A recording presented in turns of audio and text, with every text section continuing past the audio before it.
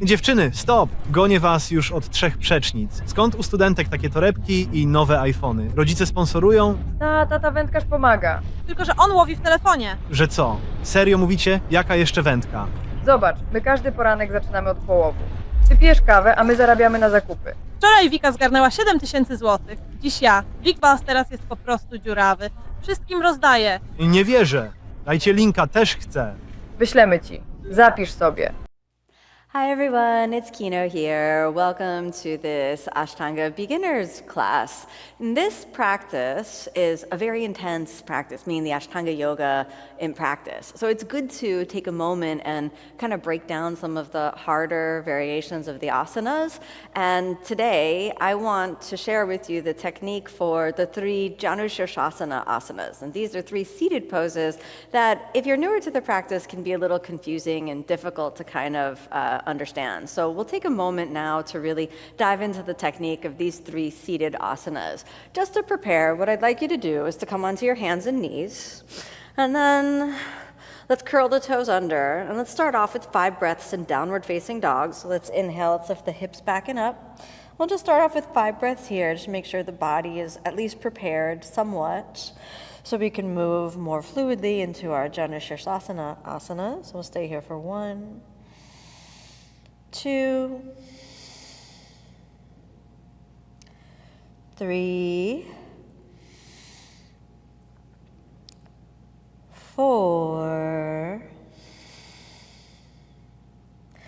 and 5. Let's switch the gaze forward. Let's cross the feet and come on down to seated. Straighten the legs. Now, Janushirshasana A we'll begin with. We close the right knee joint and drop the knee out to the side, and then the heel comes close to the pubic bone.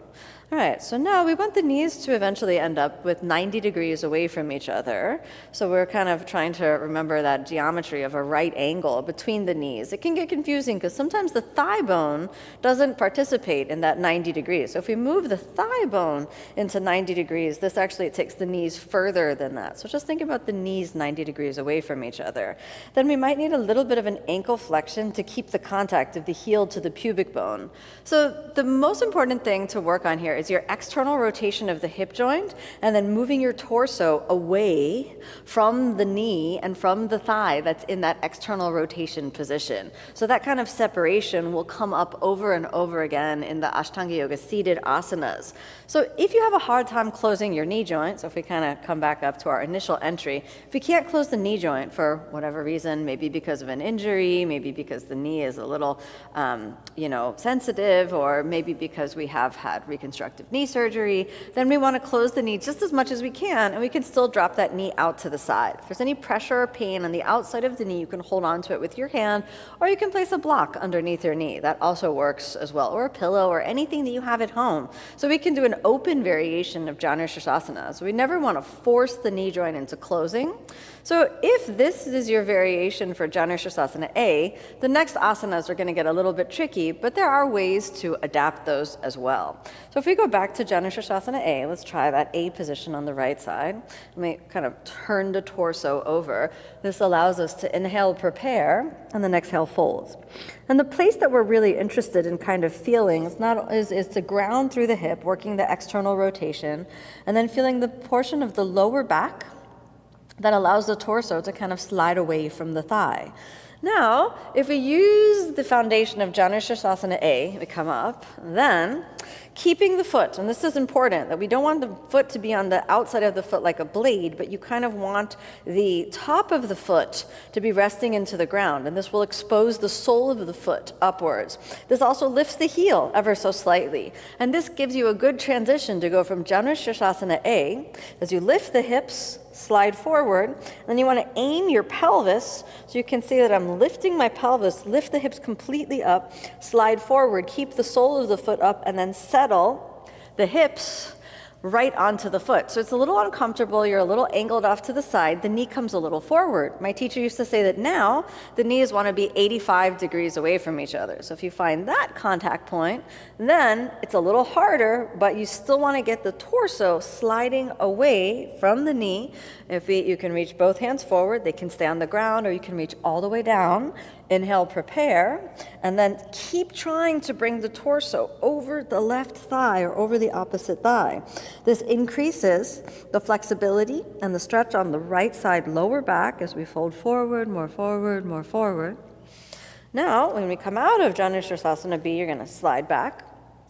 Janushirasana B leads us into Janushirasana C. So that same action of moving forward. Now, a couple of different ways to get into this asana. If your toes are flexible, you can reach immediately down without opening or changing anything with the foot or the leg, keeping the knee joint closed, starting with the little toe, the next toe, the middle toe. If you wear rings, that's the ring toe, and then the big toe.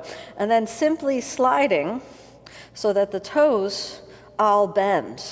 And this works if your toes are very flexible, but if your toes are not very flexible, this is quite difficult to get into in that method. And I'll show you another means to move into our Janushirasana C position in just a moment. So when we're thinking about Janushirasana C, well, the toes bend backwards, the navel draws in, and we lift the torso forward and down. Now, if we work some different entries, let's go ahead and straighten that leg. We've been on that side for a while. We'll cross the feet just to give a little bit of movement through the body. Exhale, chaturanga. Inhale, upward facing. Exhale, downward facing. We can cross the feet, come on down to seated. All right, now let's say we work Janushirasana A. The knee joint doesn't close, so we keep it a little bit open. We can still allow ourselves to fold forward. We can still get a little bit of that torso moving over. Now the next variation, very often what can happen is if the knee joint isn't demanding, there's not pressure on the knee from the external rotation, very often we can close the knee joint. So for example, sometimes it's the external rotation that puts the pressure. So if you can close your knee joint forward, it comes out to the side, there's pain, and you have to keep it open, then you can try this for Janushirasana B. We can keep the knee joint closed and actually almost sit on the foot forward. So we can keep the knee joint completely closed and forward. It's just like we're folded forward almost. And we're not going to worry about that 85-degree angle. So this is another option to consider if keeping the knee out to the side is not accessible. Then we can begin to fold forward. You can still get a little bit of that stretch through the lower back as we're still moving the torso away from the thigh. It's not exactly going to be the same as all the way out to the side. Another option, for example, if your foot is not so flexible, if we're in the Janushirasana A position and you come up and there's a lot of pressure on the ankle, is instead of letting the sole of the foot kind of turn up like this, is to actually point the foot over. This can sometimes give you a little bit more negotiation space when you actually sit on the foot. Now, let's look at a few other alternatives for Janushirasana C.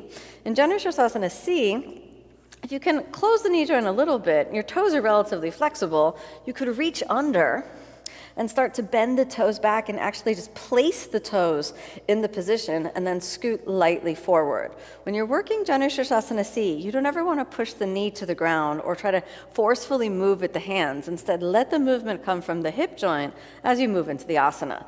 None of this is accessible, but you can close the knee joint, but when there starts to be torque on the knee, you feel a little pressure.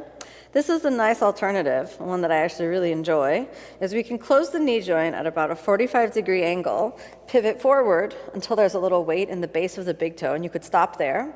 Or you can pivot a little more forward, putting the weight from the pelvis into the heel until you can come all the way over, and this really works the ankle, the toes, and helps you get into the essence of what part of Janushirasana C is all about. So let's kind of bring that down. Let's cross the feet, and then find your way back, plank, and chaturanga.